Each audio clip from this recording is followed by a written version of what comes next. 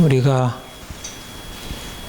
그리스도인의 정체성에 대해서 계속 강조를 하게 됩니다. 저는 정말 내가 누구냐 라고 하는 우리 이 정체성에 대한 것이 우리 인생을 살아가는 데 있어서 얼마나 중요한지, 특별히 그리스도인으로서 우리가 그리스도인답게 살려면 그리스도인으로서 내가 누구인지에 대한 분명한 정체성을 확고하게 하는 게 중요하다 이것입니다. 정체성에 두 가지 정체성이 있다, 그렇게 말씀을 드렸습니다. 하나는 육체의 정체성이 있고 하나는 영의 정체성이 있어요. 그러니까 세상 사람들은 다 자기 자신을 육체로서, 육체를 따라 이해를 해요. 육체를 따라 이해한다는 것은 우리가 지난주 말씀 보았듯이 내가 세상에서 어떠한 지위, 어떠한 형편에 처했느냐, 내가 돈이 많으냐, 내가 공부를 얼마나 했느냐, 내가 얼굴이 얼마나 예쁘냐, 건강하냐, 사람들이 나를 얼마나 칭찬하냐, 이런 게 나의 나됨을 말해준다고 보는 것입니다. 요즘 같으면 우리의 정체성의 가장 중요한 부분이 돈이 얼마나 있느냐 없느냐, 직업이 얼마나 다른 사람이 보기에 그럴듯하냐, 이런 것이 이제 그럴듯한 정체성을 가지고 있는 사람으로 여겨지고, 돈이 없고 또 직업적으로 안정적이지 못하고 일을 하지 않는다든지 이러면 상당히 자기 스스로에 대해서 부끄러워하게 되고 열등하게 생각하게 되죠. 우리가 그것을 무시할 수는 없고 또 그런 부분을 다 염두에 두어야 하지만, 우리가 그런 육체의 정체성으로 우리 자신을 보는 게 아니라 영적인 정체성이라는 것은 하나님과의 관계에서 자기를 인식하는 것입니다. 하나님이 나를 그리스도 안에서 택하여 부르셨고 자녀 삼으셨다는 것. 내가 비록 가난하고 공부도 많이 못했고 세상적으로 인정받을 것이 없다 하더라도 나는 예수 안에 있고 예수님이 나의 주가 되시고 나는 하나님의 자녀가 되어 나는 하나님의 사랑 안에 있다는 사실을 깨닫는 것은 우리가 우리 자신을 이해하는 데서 너무나 핵심적입니다. 그러니까 내가 돈이 많으냐 없느냐에 따라서 나를 이해하게 되면 사실 현실적으로 내가 가진 것에 따라서 내가 대단해 보이기도 하고 내가 형편없어 보이기도 하지만, 내가 예수 안에서 나를 이해하게 되면 내가 가난해도 그게 크게 문제가 되지 않고 사람들이 나를 그렇게 인정해 주는 것이 별로 없다 하더라도 그런 게 크게 마음에 걸림이 되지 않아요. 그런데 이제 우리가 말씀을 듣고 예배하고 이렇게 그리스도인들이 교제할 때는 사실 이렇게 크게 우리가 가지고 있는 육체의 정체성이 크게 부각이 안 돼요. 근데 우리가 주일날 예배 드리고 이제 일주일 동안 세상 가운데 살게 되잖아요. 직장에서 다른 동료들과 같이 일하게 되고 끊임없이 어떤 사회적인 기준에 의해서 평가를 받고 그런 얘기를 주고받게 돼요. 그러게 되면 맞아, 나는 예수님 안에 있고 내가 하나님의 사랑받는 자녀야.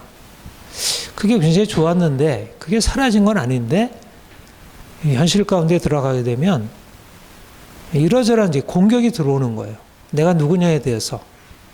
내가 그리스도인으로서 너무나 좋다, 그런 마음을 분명히 가지고 있는데 현실적으로 잘 나가는 친구가 집을 새로 장만했다, 아이가 좋은 대학에 들어가가지고 성공적으로 되었다,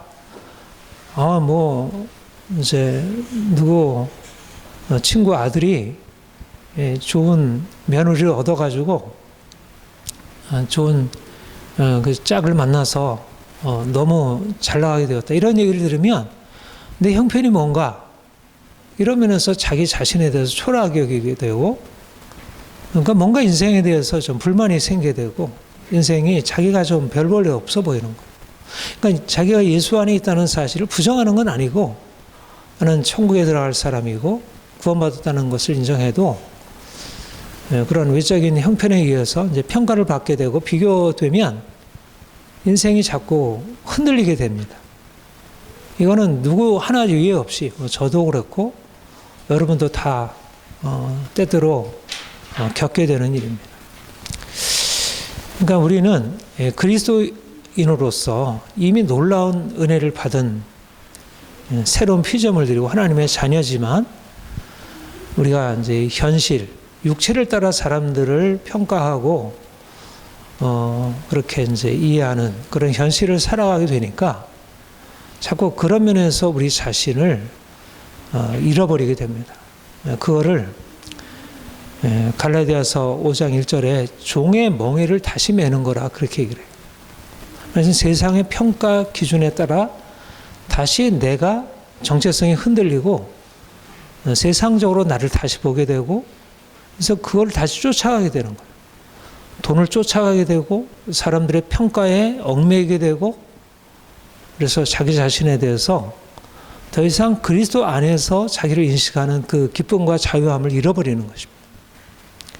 그러니까 이미 우리는 종이라도 주께 속한 자유인이고, 우리가 인간적으로는 미련해도 이미 그리스도 안에서는 지혜자인데도 내가 세상 사람들이 보는 관점을 자꾸 이렇게 가까이 만나게 되면 어느 사이에 내가 가지고 있는 이 자유인으로서의 정체성을 잃어버리고 다시 종으로 이제 떨어지게 되는 것입니다. 그러니까 우리가 그리스도인으로서 바르게 온전하게 살려고 하면 그리스도 안에서 이미 얻은 자유, 그것을 잘 지켜나가는 게 중요하고, 이를 위해서 싸우는 게 필요합니다. 지속적으로 싸우는 게 필요해요. 그러니까 사람들은 어떻게 하면 돈을 좀 많이 벌까? 어떻게 하면 자녀들을 좀 좋은 대학에 보낼까? 어떻게 하면 좀 더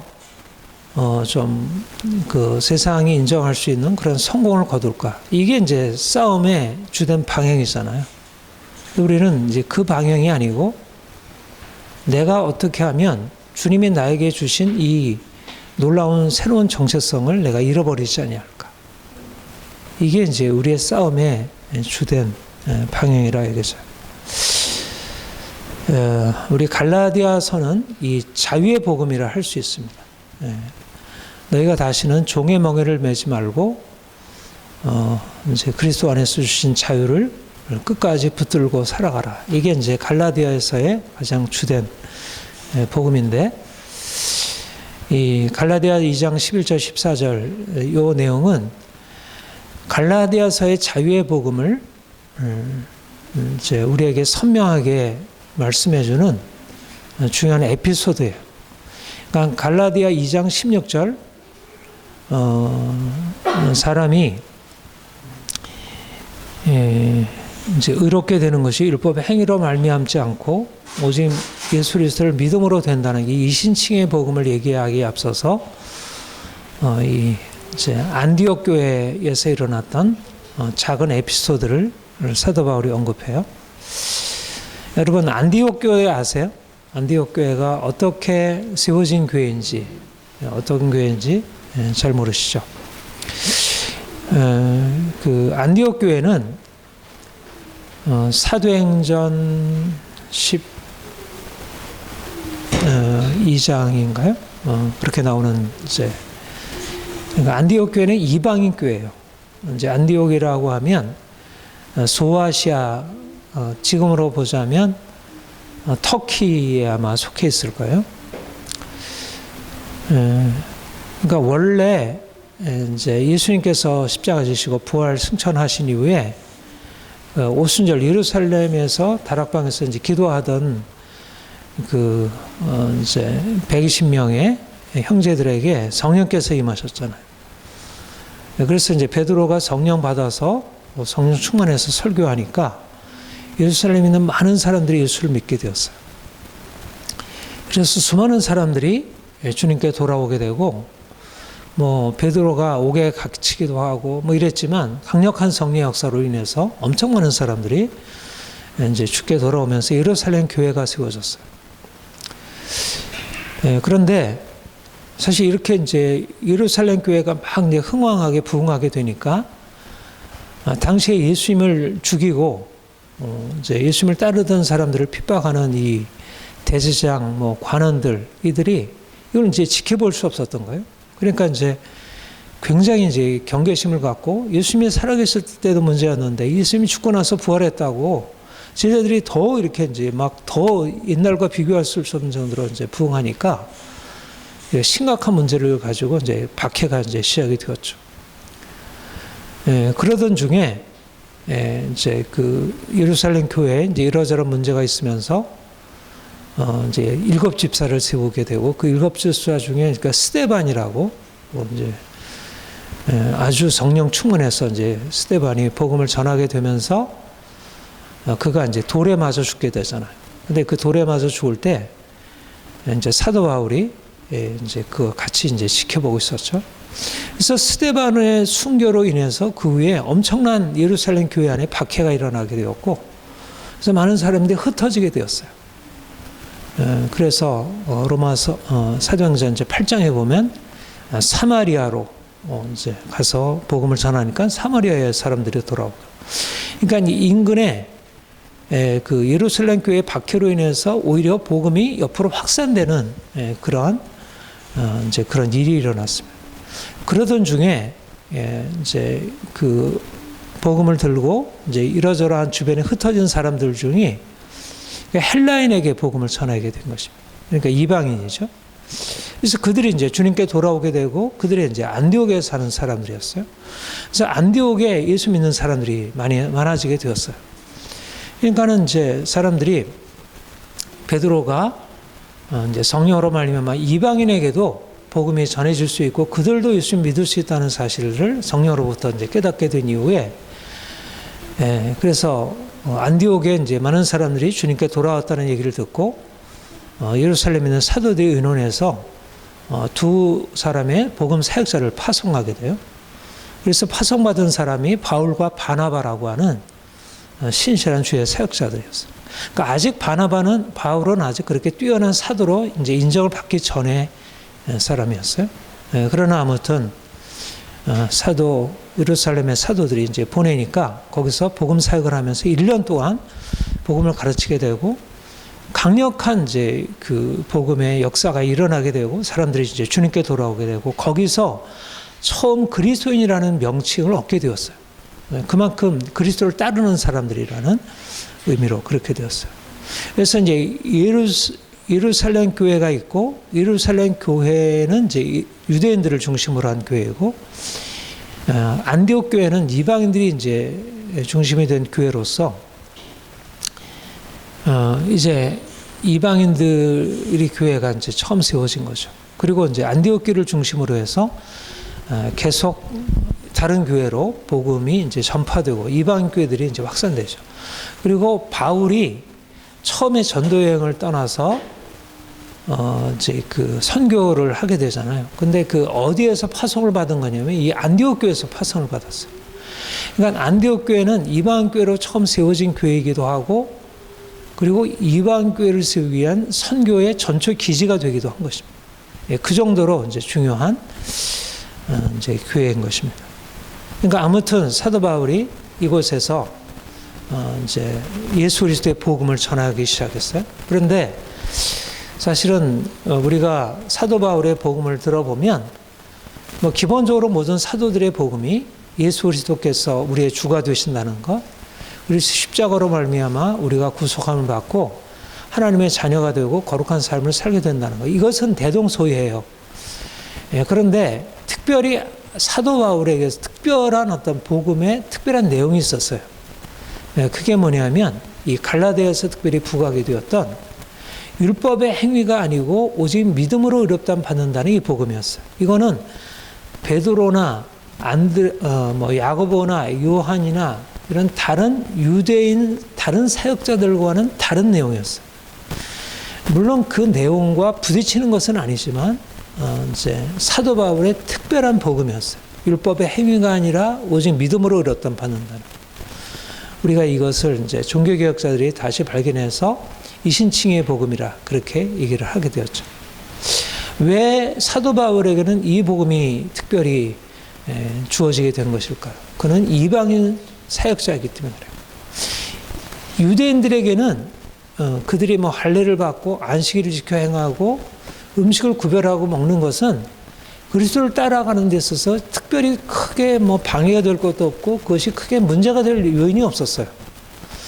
그런데 이방인들의 경우에는 좀 달랐던 것입니다. 이방인들은 주님께 돌아오면서 내가 주님을 믿는다는 것이 무엇을 의미할 때 내가 이전에 행하던 습관들을 버리고 이제는 믿음으로 말미암아 다른 습관을 들이고 다르게 살아야 하는데 내가 이전에 행하던 것에서 버려야 할 게 뭐고 내가 택해야 할 것이 뭔지에 대해서 이방인들의 경우는 달랐던 거예요. 그러니까 처음에 이방인들이 주님께 돌아와서 이제 이전에 행하던 대로 먹던 음식 그대로 먹고 그냥 주님께 예배하고 특별히 유대인들이 지키는 그런 할례라든지 안식일이라든지 음식이라든지 이런 것들이 특별히 그들에게는 아무런 중요한 의미는 없었으니까.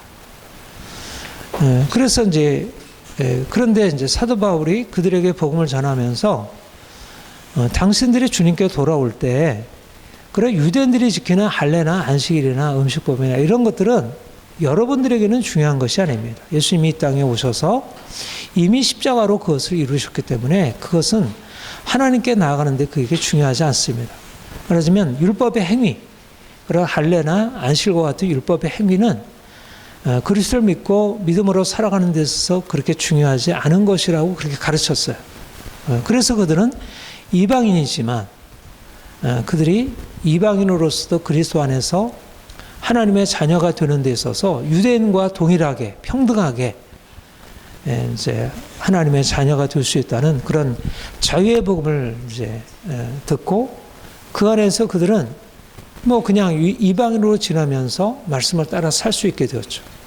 이게 원래 안디옥 교회가 경험했던 내용이었어요. 그러니까 너무나 감사한 거야. 그들은 이제 주님 만나서 인생이 변화되었고 이전에 악한 행실을 버리고 거룩하게 변화되고 그런데 이제 이렇게 주님 안에서 이제 신앙생활을 하던 중에 바울은 이제 선교사니까 다른 곳으로 이제 떠나게 되었고요. 그리고 이제 그곳에 몇 년 후인지 모르지만 이 본문에 나오는 이 사건이 일어나게 된 것입니다. 그러니까 베드로와 바나바는 그곳에 아마 계속 있었는지 모르겠어요. 또 다시 돌아오게 됐는지 아무튼 이제 베드로 사도가 안디옥 교회에 들어와서 안디옥 교회 성도들과 같이 교제를 하게 된 거예요. 그러니까 베드로는 유대인이고요. 바나바도 유대인이에요. 그런데 안디옥 교회 성도들은 이방인이에요. 그러니까 우리는 이방인이든 유대인이든 그게 별로 큰 차이가 없는데 당시에 있어서 유대인과 이방인은 특별히 유대인에게 있어서는 이것은 작은 문제가 아니었어요. 여러분 나중에 이 부분 한번 더 살펴보겠지만 베드로가 이번 고넬료 사건 알잖아요. 고넬료 사건에서 처음에 이방인에게 나아가서 같이 음식을 먹는다는 것은 그로서는 생각할 수 없는 일이었다가 고넬료 사건을 계기로 해서 이제 베드로도 이방인과 함께 교제하는 것에 대해서 하나님께로부터 허락을 받았어요. 그래서 이제 베드로가 안디옥 교회에 들어와서 이방인들과 함께 식사하면서 하나님 섬기고 하는데 전혀 문제의식을 느끼지 못했어요. 이렇게 해서 이제 행복하게 이제 그리스도 안에서 유대인과 이방인으로서 이제 교제를 나누고 있었는데 이제 문제가 일어나게 된 게 뭐였냐면 이제 안디옥 교회, 이제 소아시아에 있는 안디옥 교회에 유대 예루살렘의 야곱으로부터 보냄을 받은 이제 그리스도인들이 이제 찾아오게 된 거예요. 그러니까 그 전에는 베드로, 바나바, 그 다음에 안디옥에 있는 이방인 이제 성도들이 함께 이렇게 음식을 먹고 함께 교제하는 것에 전혀 거리낌이 없었는데 야고보에서 보내온 유대인들이 도착하게 되니까 베드로 그리고 바나바 그리고 그와 함께 있던 유대인들이 그동안에 함께 교제하던 이방인 그리스도인들과의 교제를 불편하게 여기고 더 이상 식사를 멀리하게 된 거예요. 그래가지고 그들이 이제 어떻든 그동안 함께 식사하던 그 이방인들과의 교제를 멀리하게 되니까 이방인들이 이제 말하자면 이제 이렇게 밀려나게 되고요. 근데 이제 바울이 이 소식을 듣게 된 것입니다. 안디옥에 있었던 이 소식을 듣게 되고 그래서 이것이 큰 문제로 여기고 안디옥에 오게 된 것입니다. 와서 이제 베드로 여기 이제 게바라고 나와 있는데 이제 베드로 그리고 바나바에게 막 그야말로 대놓고 크게 화내면서 이제 책망을 하게 된 거예요. 당신들이 복음 진리를 따라서 행하지 않았다. 당신들이 복음을 전하는 사람들인데 이방인들이라고 해서 그들과의 교제를 피하게 된 것은 복음 진리를 거스려 행하게 된 것이다. 이게 어떤 문제가 일어난 것일까? 여기 이제 안디옥 교회에 일어났던 일이 무엇일까? 다시 말씀드리면 안디옥 교회가 처음 이제 사도 바울에 의해서 세움을 받을 때 그들이 들은 복음은 자유의 복음이었어요. 말하자면 자유의 복음이란 이방인이나 유대인이나 할 것 없이 유대인이 가지고 있는 어떤 율법의 행위들, 그다음에 안식일, 할례 이런 것들은 결코 하나님께 나아가는 데 있어서 결코 어떤 특권이 되지 못하고 또 이방인들이 그런 것을 가지고 있지 않다고 해서 하나님께 나아가는 데 특별히 장애되지 않는다. 그런 것으로부터 자유로울 수 있다. 그런 자유의 복음을 듣게 되었어요. 그리고 베드로도 이제 그것을 붙들고 있었고. 그런데 이제 야고보서에 보내온 사람들이 어떤 사람인지 명확하지 않지만 아마도 그들을 두려워해서 떠났다고 하는 걸 보면 그들은 그와 같은 자유의 복음에 대해서 인정하지 않았던 사람이었던 것 같아요. 근데 당시의 분위기는 사도 바울을 제외하고는 많은 사람들이 특별히 유대인들은 예수 그리스도를 믿는다 하더라도 여전히 모세율법을 지켜야 하고 할례나 안식일이나 음식과 같은 전통적으로 유대교에서 지켜왔던 것을 그들이 지켜야 한다는 생각을 대다수가 가지고 있었고 그런데 이제 베드로와 바나바가 안디옥 교회에 와서 이방인들과 교제한다는 얘기를 듣고 아마도 거기에 대해서 문제의식을 느끼고 있는 사람들이 오지 않았나 싶어요. 그러니까 어떤 비판적인 시각을 가지고 있는 사람들이 온 것 같고 아마 그렇게 느꼈던 것 같아요. 그래서 그가 할례자들을 두려워하여 떠나 물러갔다 그렇게 얘기했어요. 그러니까 할례자들을 두려워했다는 것은 이제 하나님께서 그리스도 안에서 이미 허락하신 그리스도인의 자유, 말하자면 율법의 행위, 할례나 안식일로부터 더 이상 얽매이지 않고 자유로울 수 있다는 그런 것으로부터 자신들이 그거를 붙들지 못하고 그거를 내려놓고 거기에 이제 따라가게 된 것입니다.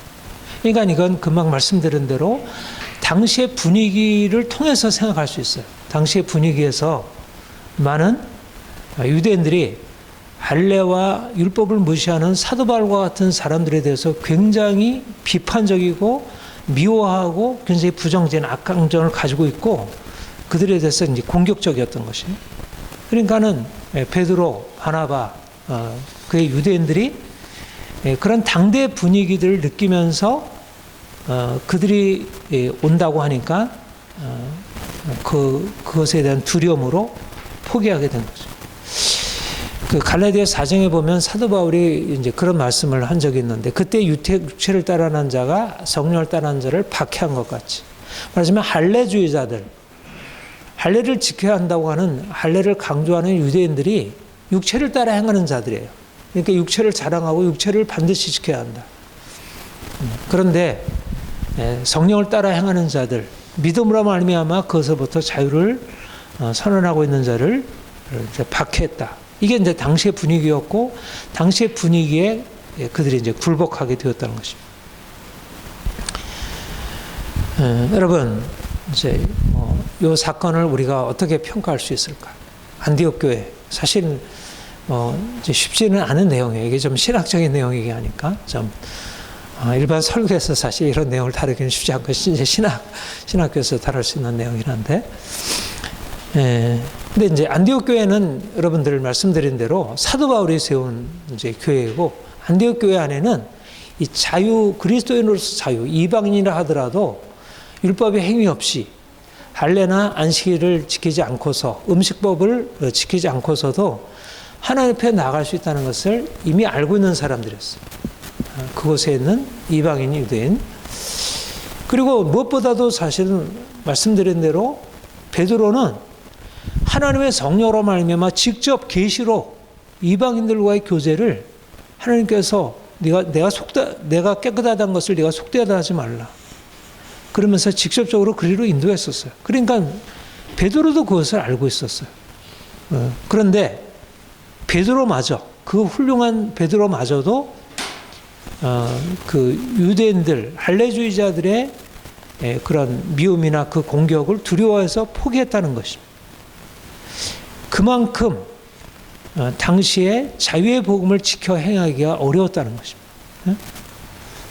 그러니까 많은 사람들이 말씀을 듣고 그리스도 안에서 우리는 자유해, 더 이상 그런 세상적인 가치, 율법의 행위라는 가치, 그런 것에 의해서 좌우될 것 없고, 사람들이 거기에 대해서 이렇게 저렇게 나를 공격한다 하더라도 그것을 더 이상 휘둘릴 필요 없어.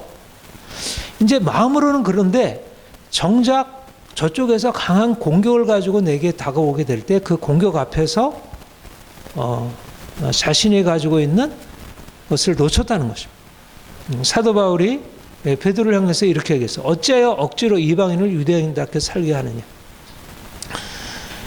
말하자면 이방인이 이방인으로서 자유를 누려야 되는데 이방인을 유대인의 멍에 아래 두었다는 거예요. 이방인이 이방인으로서 하나님 앞에 나아가는 것이 하나님의 본래적인 뜻이고 이게 자유의 복음인데, 유대인이 유대인으로서 할례를 지키는 것은 문제가 없지만 이방인이 억지로 유대인처럼 할례를 지키고 음식법을 그거 지켜 행하는 것은 이방인의 정체성을 잃어버리게 하고 그를 억압 아래 두게 되고 종의 멍에를 매게 하는 거예요.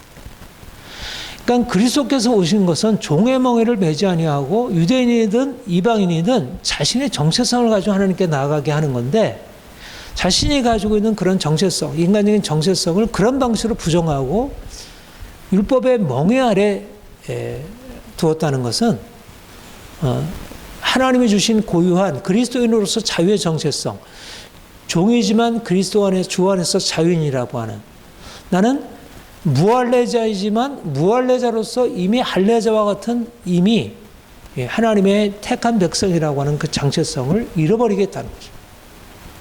이것이 말하자면 안디옥에 일어난 사건이었어요.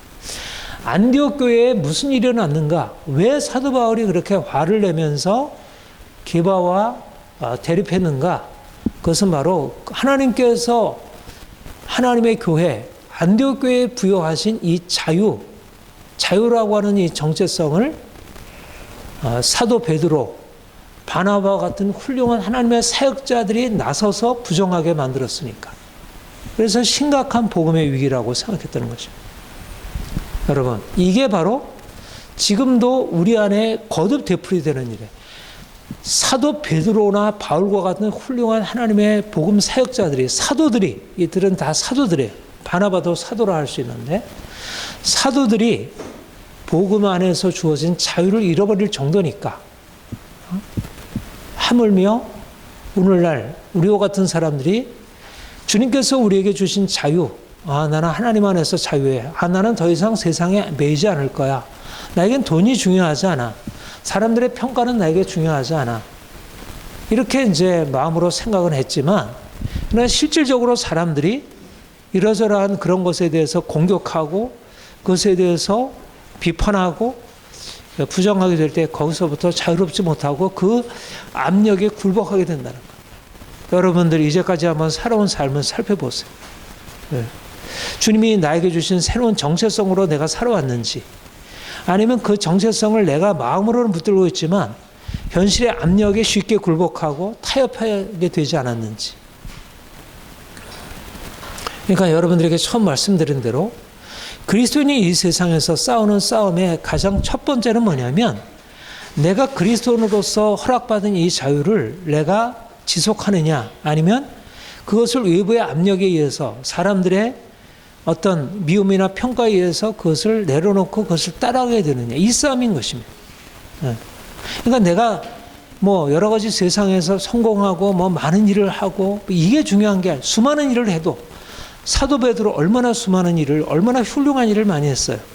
그러나 그가 그가 경계를 놓친 사이에 어느 사이에 사람들을 두려워하게 되고 주님께서 주신 자유의 이 귀한 정체성을 잃어버리게 되었다는 것. 말하자면 사실 우리가 현실을 살아가면서 육체를 따라 사는 수많은 사람들, 종의 멍에를 메고 살아가고 그것을 그냥 종의 멍에라고 생각하는 게 아니고 그게 당연한 삶의 길이고 그것을 떠나면 크게 문제라고 생각하는 사람들이 우리를 둘러싸여서 이러저러한 논리를 가지고 공격할 때 거기에 대해서 나는 그렇지 않아. 그렇게 살면 안 돼. 그런 식으로 맞서 싸울 수 있을까? 잘 안 되는 것입니다. 그러니까 쉽게 굴복하고 타협하고 내면에는 굉장한 어떤 두려움이 작동하고 있는데 그걸 두려움이라 여기지 않고 내가 평화를 위해서 또 사람을 사랑하기 때문에 뭐 이런 식으로 적당하게 타협하고 둘러대는 거예요. 여러분, 그러니까 하나님 앞에서 늘 깨어 있어야 할 이유가 그래요. 우리 현실은 우리가 자유라는 정체성을 가지고 종들 안에 둘러싸여 살아간다. 실제적으로 사회적으로 우리보다 훨씬 더 뛰어난 것을 많이 가지고 있다 하더라도 그들은 종의 정체성이에요. 하나님을 바라보지 않으면 아무리 부자라 하더라도 아무리 사회적인 지위가 높다 하더라도 그들은 종의 정체성이에요. 그러니까 그 돈, 세상적인 지위, 명예, 사람들의 인정 이게 너무나도 중요한 사람들. 그러니까 그거를 우리가 인정하지 않고 살면 그러면 안 되지. 왜 너 그렇게 현실을 그렇게 무시하고 그런 식으로 일방적으로 너만 혼자 옳다고 생각하고 살아가? 이런 식으로 공격을 받을 수 있어요. 종의 정체성을 가지고 사는 사람들이 오히려 자유인들을 박해한다는 것입니다. 이제 갈라디아 4장에 보면 그렇잖아요. 이스마엘이 이삭을 박해했어요. 그래가지고 이스마엘을 나중에 쫓아내잖아요. 말하자면 그거를 비유하기를 종의 정체성을 가지고 있는 사람들이 아들의 정체성, 자유인의 정체성을 가지고 있는 사람을 박해하는 게 지금도 일어나는 일이다. 이렇게 지금도 마찬가지예요.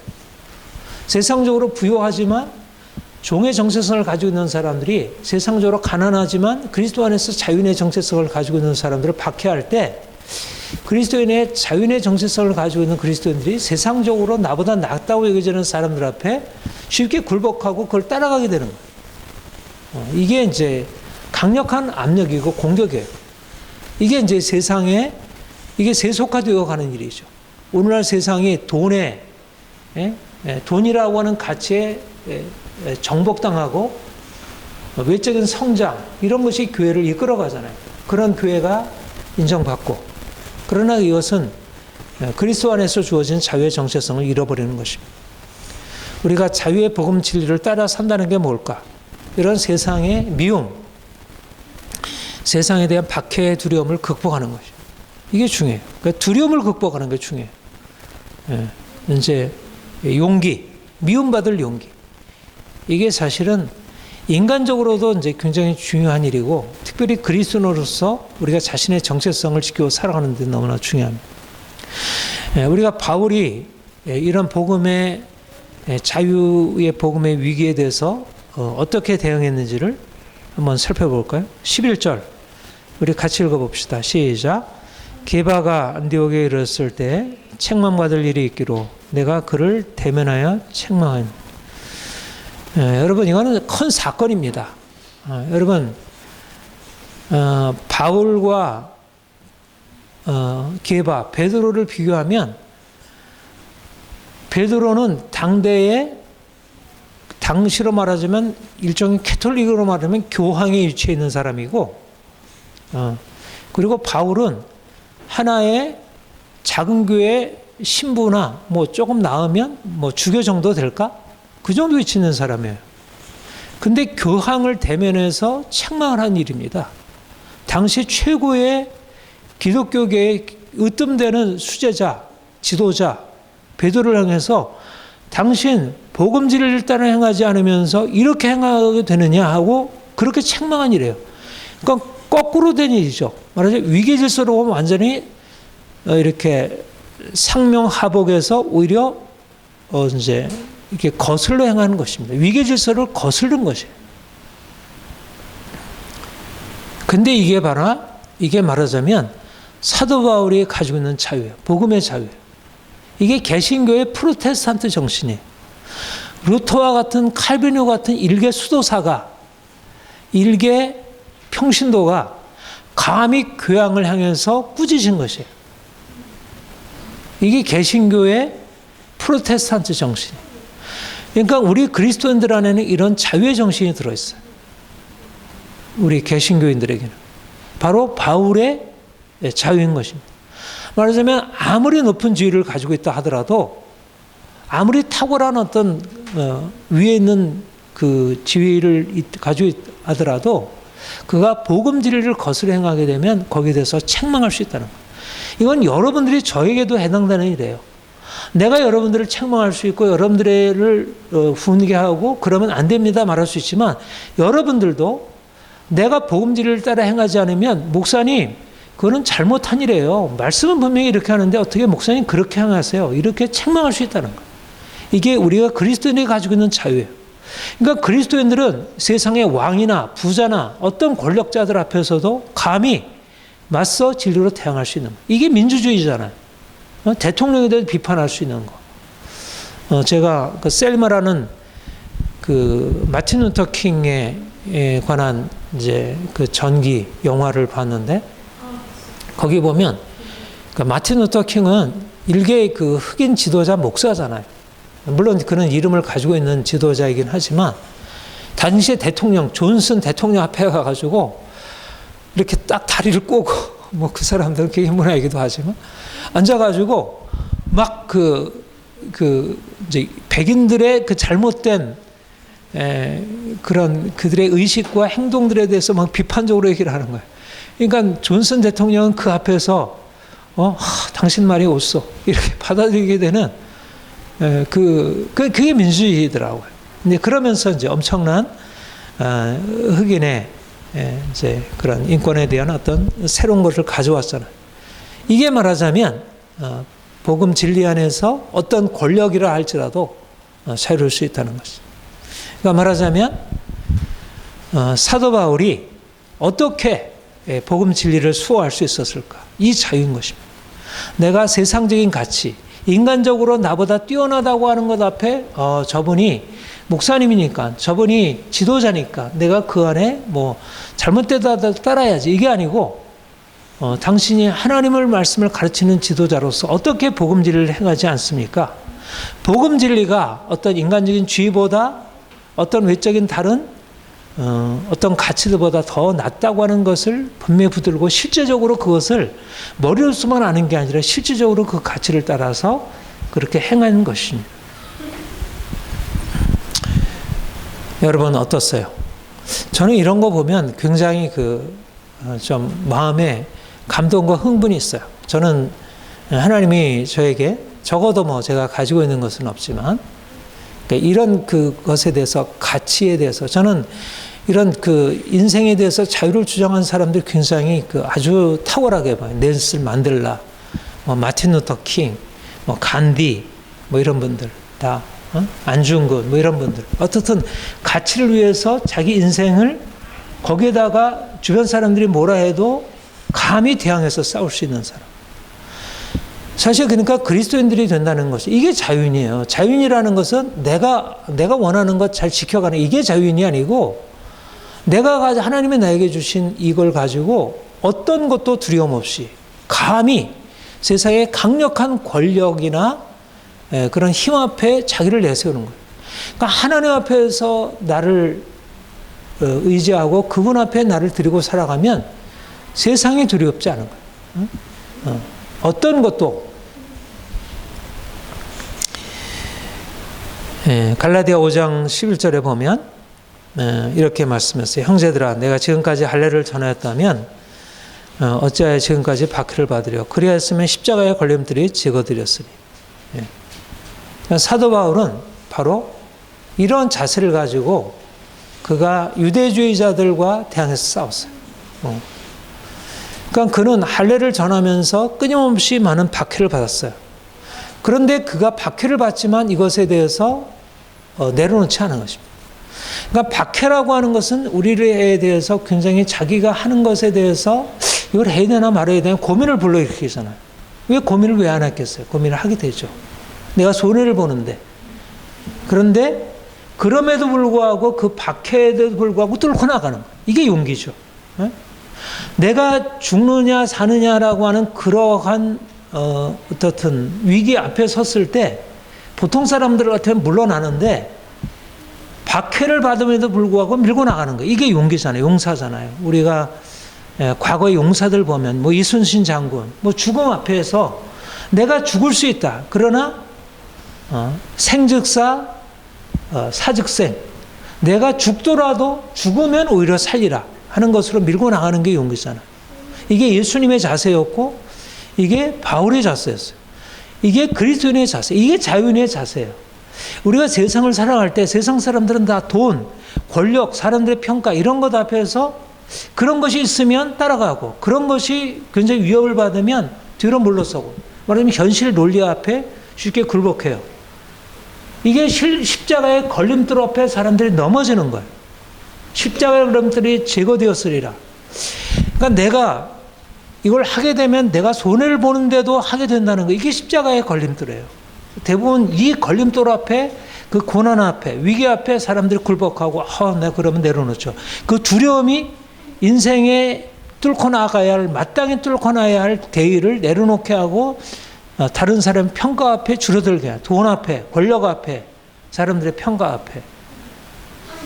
근데 우리가 자유의 복음을 붙들고 살려가면 복음 진리를 따라 살려가야 되면 그런 십자가의 걸림돌을 뚫고 나가는 것입니다.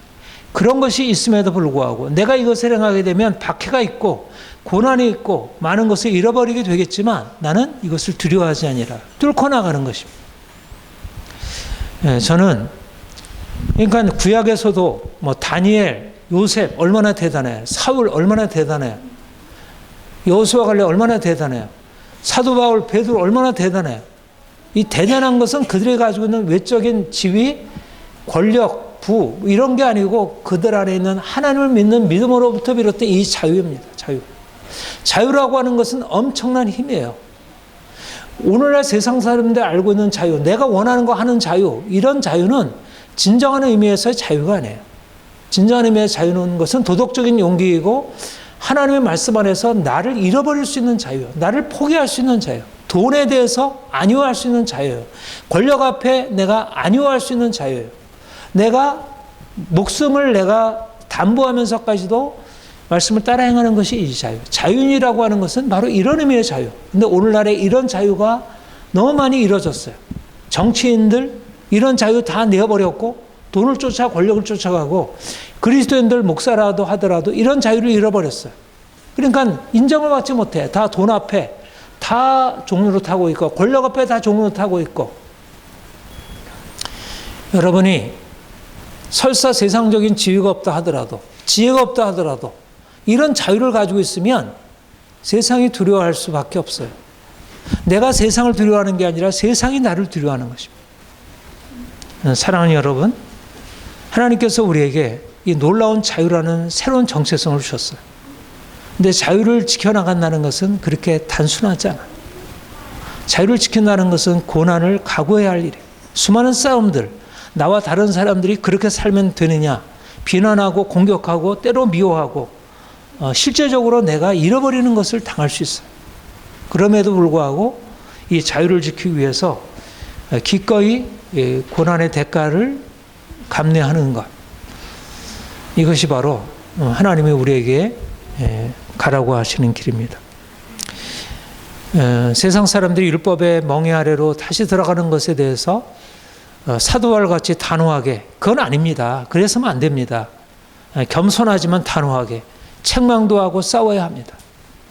그리스도인들은 겸손해야 하지만 사람들 앞에 다른 사람을 공감하고 인정하고 따라야 되지만 아닌 것은 아니라고 해야 돼요.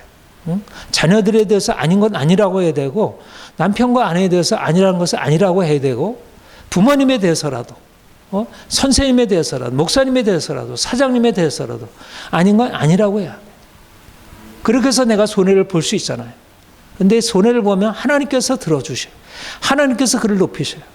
이런 용기를 가지고 우리가 살아가는 것이 주님이 우리에게 주신 자유인의 정체성입니다. 우리가 모두 이러한 미움받을 용기를 가지고 세상에 맞설 수 있기를 바랍니다. 기도하겠습니다.